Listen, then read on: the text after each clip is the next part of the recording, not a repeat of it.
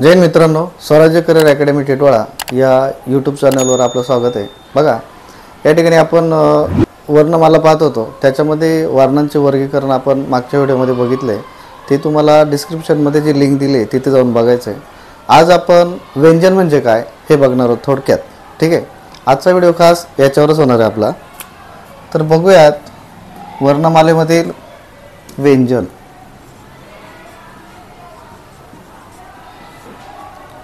बघा, आता या ठिकाणी व्यंजन म्हणजे काय रे, तर जे अपूर्ण उच्चाराचे असतात, ज्यांना उच्चार पूर्ण होण्यासाठी स्वरांचे सहाय्य घ्यावे लागते, अशा वर्णांना आपण काय बोलतो, तर व्यंजन बोलतो। बरोबर।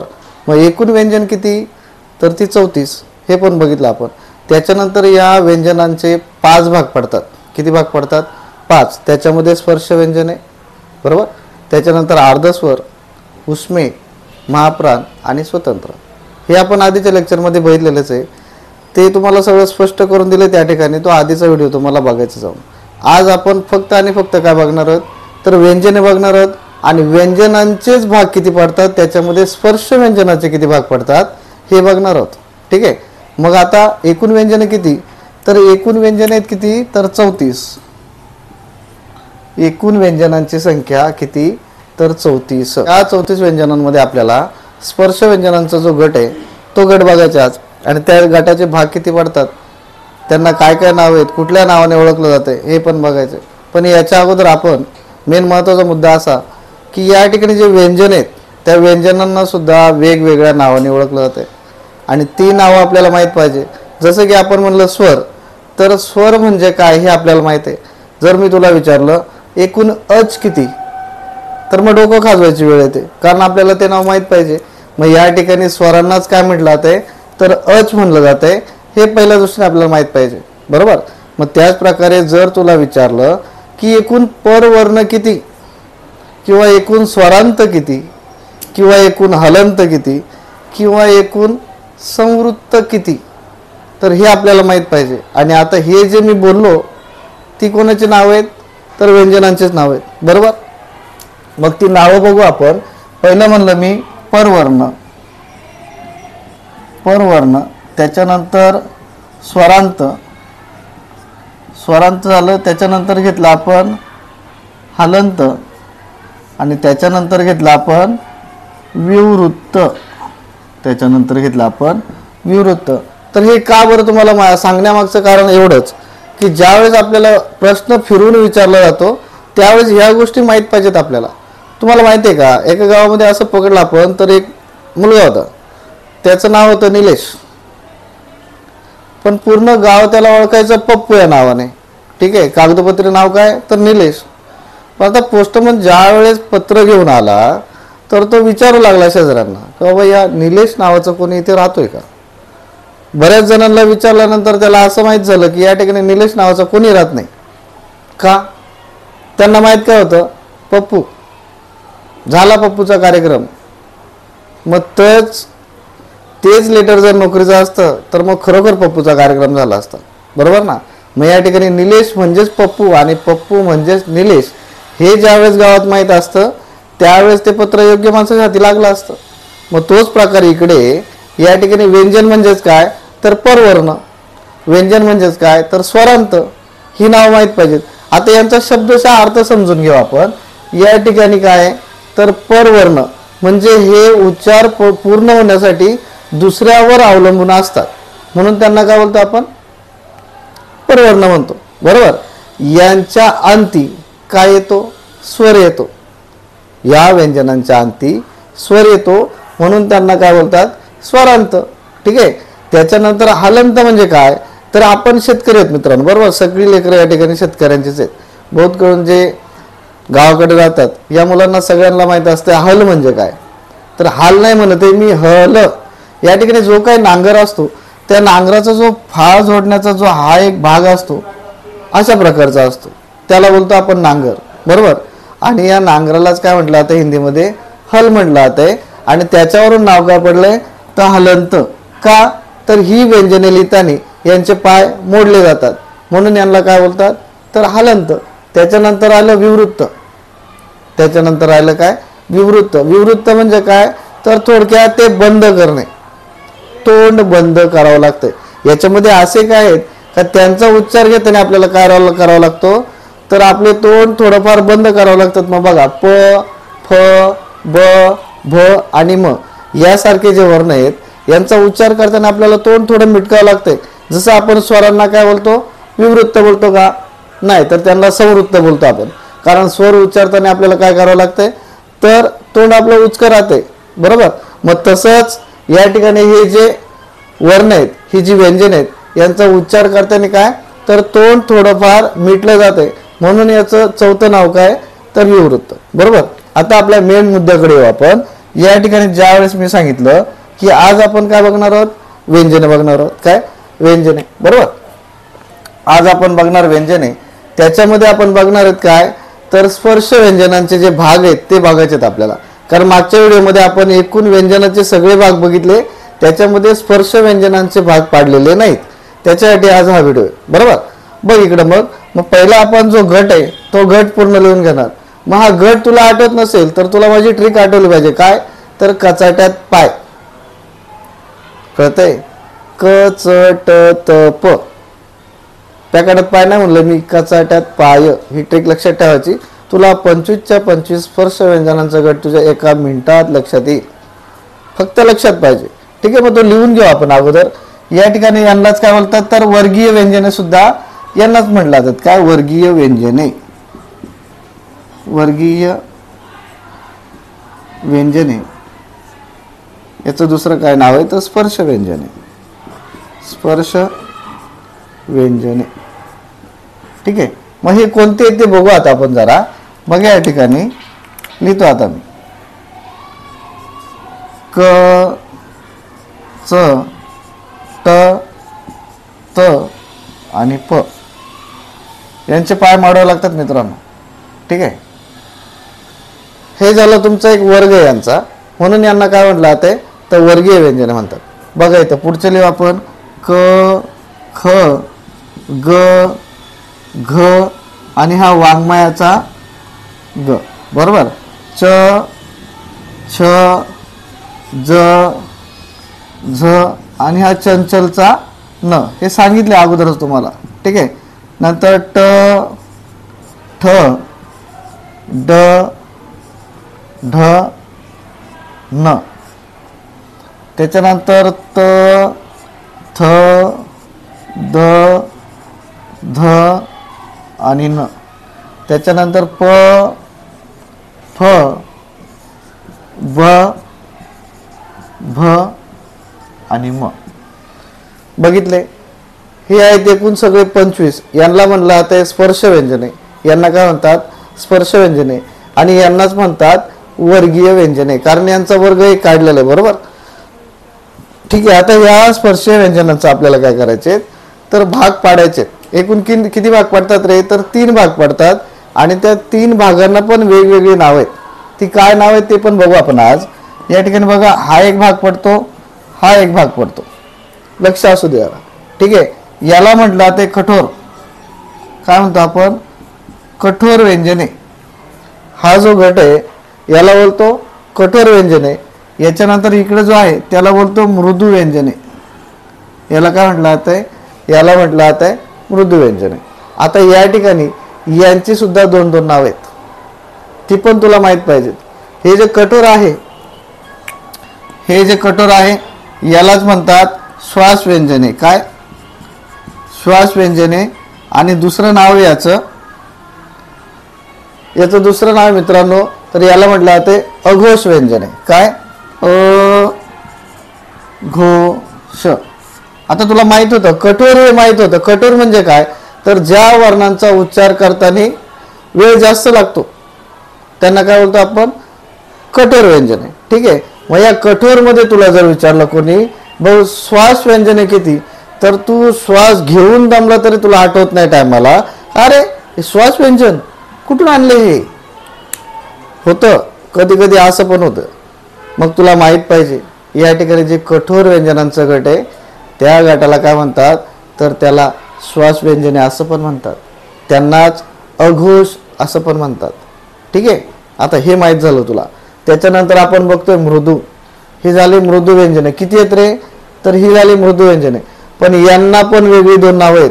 म्हणून सांगितलं तुम्हाला निलेश आणि पप्पू हे दोघे माहीत पाहिजेत का दोन्ही एकच आहेत म्हणून. तसंच कठोर, कठोर म्हणजे श्वास, कठोर म्हणजे अघोष हे माहीत पाहिजे. बरोबर. मग आता मृदुवर्ण बघतो आपण. मृदुवर्णांमध्ये याला दुसरं नाव आहे, हो याचं नाव आहे दुसरं नाद. नाद व्यंजने, यांना काय म्हणतात तर नाद व्यंजने. आणि यालाच म्हणतात घोष व्यंजन. काय म्हणतो? घोष. बरोबर का. आपण बोलतो मंदिरामध्ये घंटानाद झाला, हरिनामाचा जय घोष झाला. बरोबर. म्हणजे याच्यामध्ये काय तर एक नाद माधुर्य. बरोबर. तुला जर माहितले घंटा वाजवले ते आवाज येतो टन, घोष होतो थोडक्यात, तो नाद लांबवला जातो. मग त्याच्यामध्येच आहेत बघ, यांचा जर तू उच्चार करशील तर याच्यामध्ये एक नाद माधुर्य तयार होते. म्हणून त्यांना म्हणलं मृदू व्यंजने, म्हणून त्यांना म्हणलं नाद व्यंजने, म्हणून त्यांना म्हणलंय घोष व्यंजने. ही नावं माहीत पाहिजे तुला, त्याच्यासाठी हा सगळा खटाटो. बरोबर.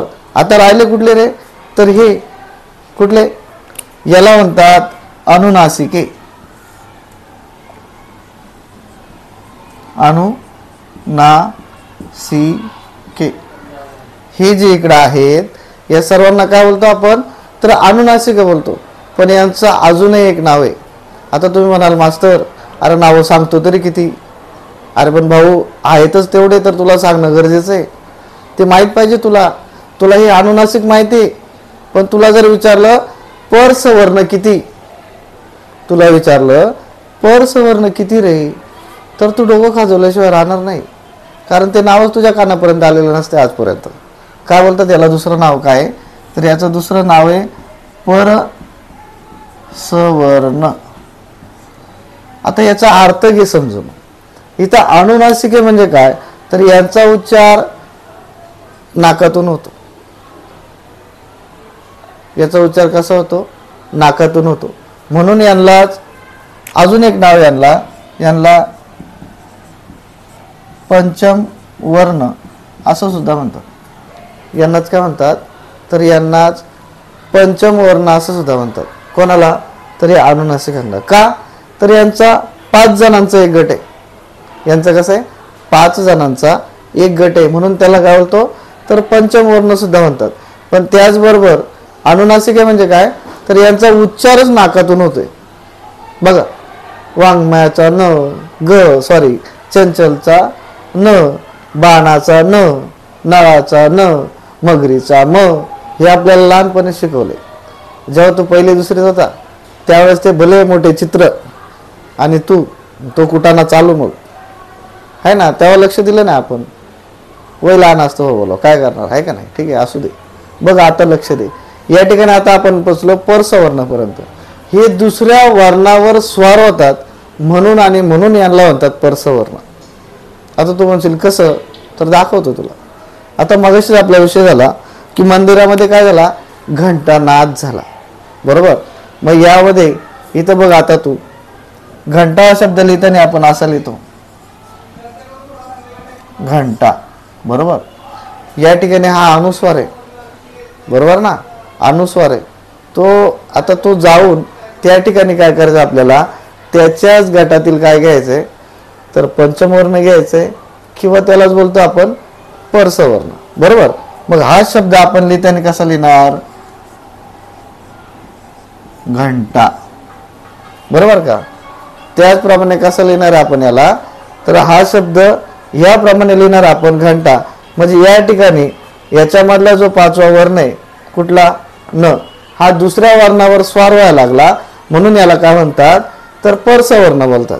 काय तर दुसऱ्या वर्णावर स्वार होणे याचा अर्थ काय तर परसवर्ण. बरोबर. आता इथं बघा इथं ट आहे, मग याच्यातला कुठला घेतला आपण तर हा न घेतला. मग तू म्हणशील मास्तर असं लिहिलं तर चालेल का घंटा, तर मग हे घंटा चालणार नाही, ते चुकणार आहे तुझं. हे बघ कारण तो न कुठे तर तो इकडे आणि याच्यातला पंचमवर्ण कोण इकडं, हा पंचमवर्ण याच्या लाईन मधला पहिला कोण आहे तर ते, तर हा चालणार नाही. ठीक आहे. तो घ्यायचा असेल तुला तर तुला हाच न पाहिजे कारण तो 5वा कोणाचा आहे तर ह्या गटातील 5वा वर्ण आहे म्हणून याला म्हणलं पंचम वर्ण. याचा उच्चार नाकातून होतो म्हणून याला म्हणलं अनुनासिक आहे. हा दुसऱ्या वर्णावर स्वार होतो म्हणून याला म्हणलं आपण परसवर्ण. आले इथपर्यंत? ठीक आहे. तर आता इकडे बघ, आता हे कठोर आहेत. कठोर तर तुला प्रश्न विचारला जाऊ शकतो, एकूण कठोर किती वर्ण, एकूण कठोर वर्ण किती, कुठले? तर स्पर्श व्यंजनांपैकी स्पर्श व्यंजन एकूण किती रे? तर 25. मग 25 स्पर्श व्यंजनांपैकी कठोर वर्ण किती म्हणले? तर मग 10. किती आहेत बघ? 1 2 3 4 5 6 7 8 9 10. किती होतात? तर 10 होतात. त्याच्यानंतर तुला विचारलं की श्वास व्यंजने किती, तर त्याचं उत्तर सुद्धा तुझं 10च पाहिजे. त्याच्यानंतर तुला विचारलं अघोष व्यंजने किती, तर त्याचं उत्तर पण 10च पाहिजे. का? तर ही नावं कोणाची आहेत? तर कठोर वर्गाचीच आहेत. बरोबर. त्याच्यानंतर मृदू, मृदू वर्ण किती, एकूण मृदू वर्ण किती असं विचारलं तर मग काय सांगणार तू? 25 पैकी मृदू किती आहेत? तर मग हे एवढे आहेत, हे 15 आहेत. आणि एकूण अनुनासिक किती असं विचारलं तर मग एकूण अनुनासिक किती आहेत तुझे? तर 5 आहेत. बरोबर, बरोबर ना. तर मग एकूण अनुनासिक किती आहेत? ठीक आहे. याच्यानंतर आपल्याला बघायचे अजून, तर याच्यामध्ये झालं. त्याच्यानंतर तुला हे जे बघितले आपण, हे सगळे व्यंजनांचे भाग पाडले आपण. कोणत्या? तर स्पर्श व्यंजनांचे भाग पाडले. याच्यानंतर आपल्याला बघायचे आहेत महाप्राण. काय बघायचे आहेत? महाप्राण. तर महाप्राण वर्ण एकूण किती रे, ते कसे तयार होतात हे पण आता तुला दाखवतो. ठीक आहे.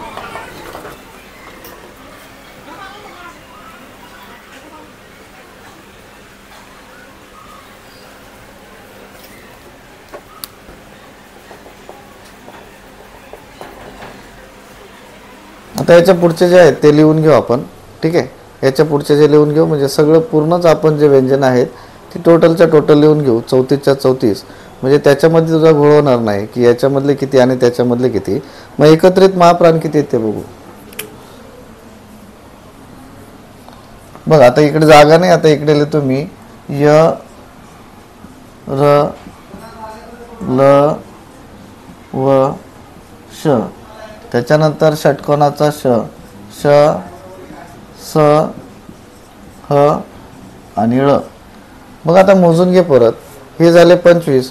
त्याच्यानंतर 26 27 28 29 30 31 32 33 आणि 34. आपल्याला बघायचे काय? तर महाप्राण. आता तुला पहिल्यापासून माहिती आहे या ठिकाणी ह जो आहे याला म्हटलं जातंय महाप्राण, याला म्हणतो आपण महाप्राण. बरोबर. हा मुख्य महाप्राण आहे. पण एकूण महाप्राणांची संख्या किती आहे रे? तर 14 आहे. आता सांगून देतो तुला. एकूण महाप्राण, एकूण महाप्राण बरोबर किती? तर 14. हे कसे येतात हे बघायचे आपल्याला.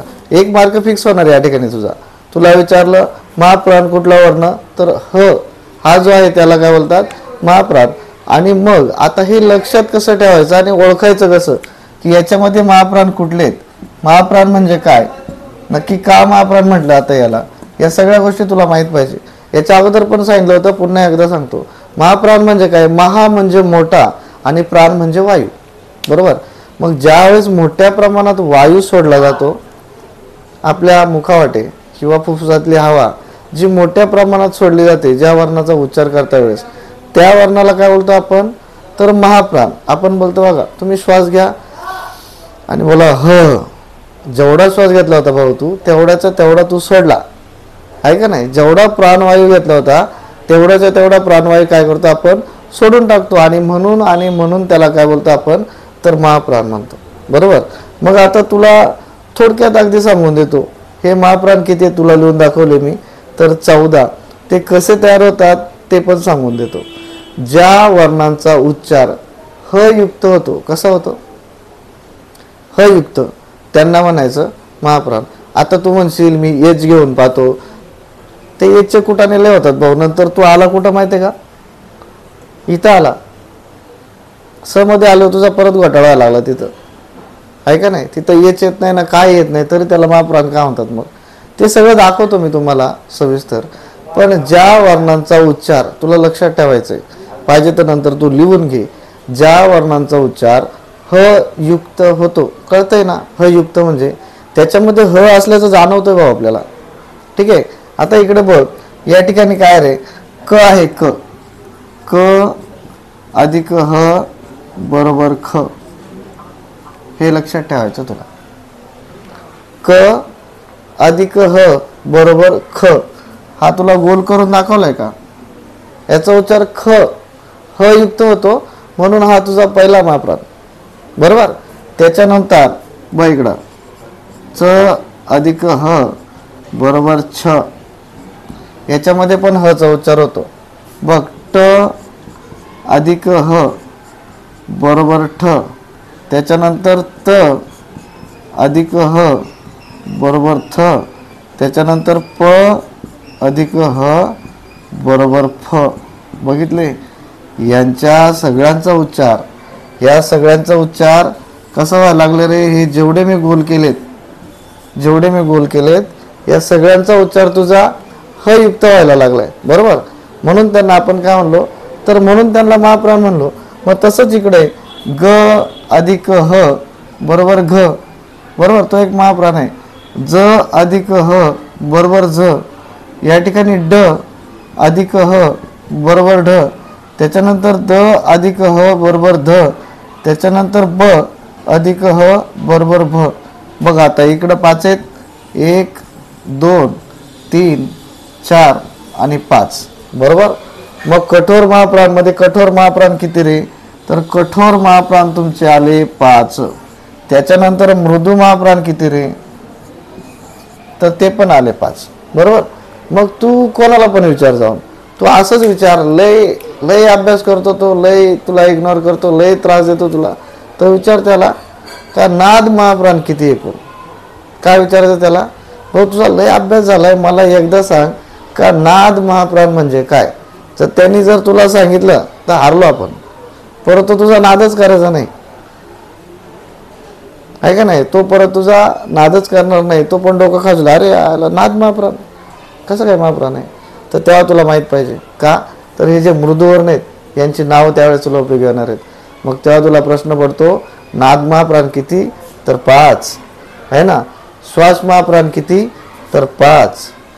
घोष किंवा अघोष महाप्राण किती? तर 5. घोष महाप्राण किती? तर 5. झाले का? एक एक प्रश्न तयार झाला तुमचा. हे सगळ्या ठिकाणी सांगितलं जाते, पण आपण ऐकत नाही. बरोबर. मग ही नावं तेवढ्यासाठी सांगितले तुम्हाला. मग इथं बघा, हे महाप्राण, एकूण महाप्राण इथे किती झाले रे? तर यांची टोटल झाली आता बरोबर, तर हे झाले 10 एकूण. आता तुम्ही म्हणाल मास्तर तू तर म्हणलं एकूण किती आहेत? एकूण 14 आहेत. बरोबर ना. तर मग बघ ना, अजून सांगतो तुला. इथं जो आहे श, इथं आहे श, हा पण आहे तुझा महाप्राण. त्याच्यानंतर तुझा आहे स, हा पण आहे महाप्राण. आणि त्याच्यानंतर आहे ह, हा मुख्य महाप्राण. काय बोलतो याला आपण? मुख्य महाप्राण. झाले का? अजून एक राहिला तुझा इकडं वरती, हा बघा, हा आहे, हा एक श, याला सुद्धा म्हणतात महाप्राण. आता तुम्ही म्हणाल हे तर उष्मेत, बरोबर ना. याच्या अगोदर ज्यावेळेस मी तुम्हाला ओळख करून दिली, वर्णांचे वर्गीकरण केलं आपण, त्याच्यामध्ये हे जे 3 आहेत, श, षटकोनाचा श, सच्याचा स. बरोबर. ससा रे ससा, दिसतो कसा? तर तो असा. ठीक आहे. याला म्हणलं काय आपण? उष्मे. हे 3 आहेत. आणि या उष्म्यांना पण भाऊ दुसरं नाव आहे, तेव्हा पण सांगितलंय, आता पण सांगतो. काय नाव आहे? तर यांना म्हणतो आपण घर्षक. का? तर ते ऐकून घे. यांचा उच्चार करता वेळेस जी काय फुफ्फुसातली हवा आहे ती जिभेला, टाळूला आणि दातांना यांना काय करून येते? घर्षण करून बाहेर निघते. तू बोल श, बघ, ती हवा घासूनच निघते जिभेला. आणि या घासून निघल्यामुळे काय होतंय, तर एक प्रकारचं काय होते, उष्णता निर्माण होते. एक प्रकारची उष्णता निर्माण होते, घर्षण तयार होते. म्हणून त्यांना काय म्हणलंय, तर यांना म्हणलंय उष्मे, आणि त्यांनाच म्हणतात घर्षक. तर यामध्ये आता तुला बघ, आता हा श आणि हा श, शामृगाचा आणि षटकोनाचा. आता याच्यामध्ये तुम्हाला प्रश्न पडेल, तर याच्यामध्ये याचा पण उच्चार ह युक्त होतो, आणि याचा पण उच्चार ह युक्त होतो, पण याचा मात्र ह युक्त उच्चार होत नाही. तरी देखील त्याला का घेतलाय, तर त्याच्या मागचं कारण हेच आहे. का तर याचा उच्चार करताना हवा काय होते, हवेचं आणि जिभेचं किंवा दातांचं यांचं काय होते, घर्षण होते आणि याच्यातून उष्णता तयार होते, म्हणून त्याला उष्मेमध्ये टाकलंय. आणि म्हणून त्याला काय बोलतात, तर महाप्राण म्हणतात. आलं लक्षात तुमच्या? मग या ठिकाणी बघा, हे जे उष्मे म्हणत होतो आपण, ते सुद्धा तिघजण आहेत, त्यांना कुठे घेतो आपण, तर महाप्राणमध्ये घेतो. बरोबर. मग आता इकडे लक्ष दे, हे उष्मे किती रे, उष्मे किती, उष्मे 3.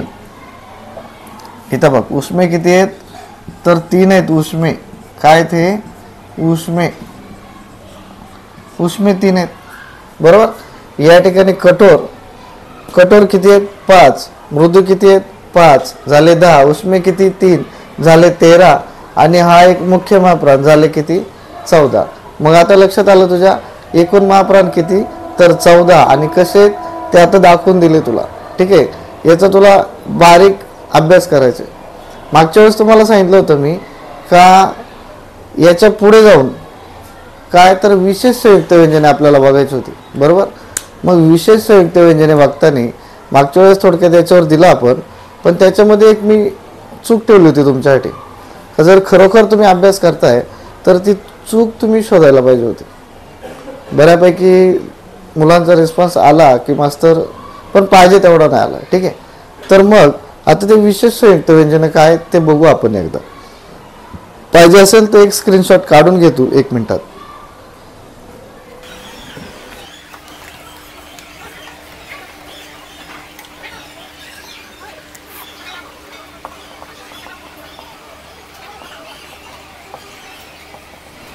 बरोबर. विशेष संयुक्त व्यंजने किती आहेत, तर 2 आहेत. किती आहेत, विशेष संयुक्त व्यंजनांची संख्या 2. कोणते रे, तर क्ष आणि ज्ञ. मित्र लक्षात ठेव, हे क्ष आणि ज्ञ हे जर पाय मोडून लिहिले नाही तर त्यांना जोडाक्षर म्हणतात. काय म्हणतात, तर त्यांना जोडाक्षर म्हणतात. आणि जर यांचे पाय मोडले, कधी, जर यांचे पाय मोडले तर आणि तरच यांना काय म्हटलं जाते, तर विशेष संयुक्त व्यंजने असं म्हणतात. मग बघा, हे अशा प्रकारे पाय मोडून लिहावे लागतात. त्यावेळेस मी तुम्हाला सांगितलं होतं याची फोड कशी होते, तर या ठिकाणी क अधिक षटकोनाचा श येतो, षटकोनाचा श. ठीक आहे.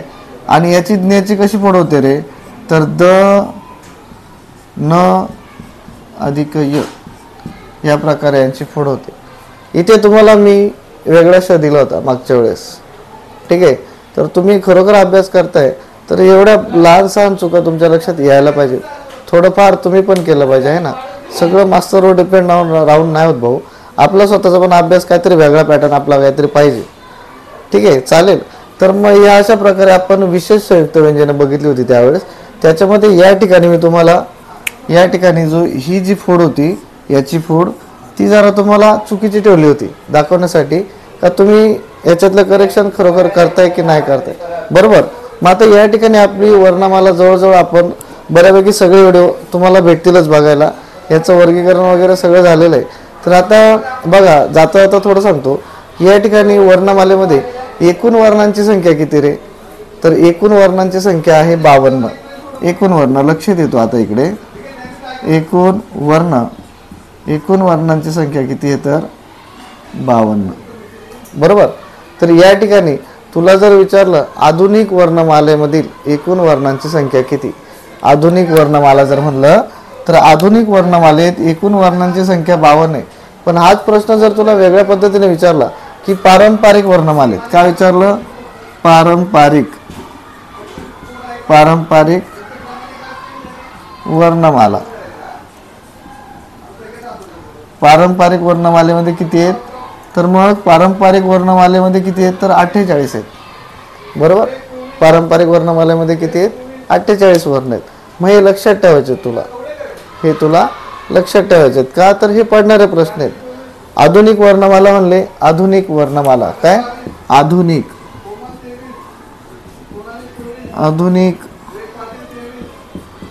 वर्णमाला, आधुनिक वर्णमाला म्हणला तर मग येणार आहेत किती, 52 वर्ण. आणि जर पारंपरिक वर्णमाला सांगितली तर येणार किती, तर 48. ही माहिती तुझ्याजवळ असू दे. विशेष संयुक्त व्यंजने कधी असतात, ज्यावेळेस त्यांचे पाय मोडून लिहिले जातात त्यावेळेस त्यांना काय बोलतो आपण, विशेष संयुक्त व्यंजने. बरोबर. तर या ठिकाणी आपण तुम्हाला वर्णमालेविषयी जे काही महत्त्वाचे मुद्दे होते ते स्पष्ट केलेले आहेत. आता काय करायचं, तुला अभ्यास करायचे, बाकी काय नाही करायचं. तुला जर आवडलं तर लाईक कर, नको करू तो तुझा विषय. लाईकसाठी कधी तुम्हाला फोर्स केला जाणार नाही. पण जे गरजू आहेत, तुझ्या गावचे मित्र आहेत, विशेष करून ग्रामीण भागातले जे विद्यार्थी असतात त्यांना पैसे खर्च करून यूट्यूबवर म्हणा पे करून जॉईन करायला जमत नाही ना. बरोबर. म्हणजे जे खरोखरच गरजू आहेत त्यांच्यापर्यंत आपला व्हिडिओ शेअर करा, जेणेकरून गोरगरिबाची मुलं शिकतील. यामागचा एवढाच उद्देश आहे. आम्ही लाईकसाठी काही लाईकची तशी गरजच नाही.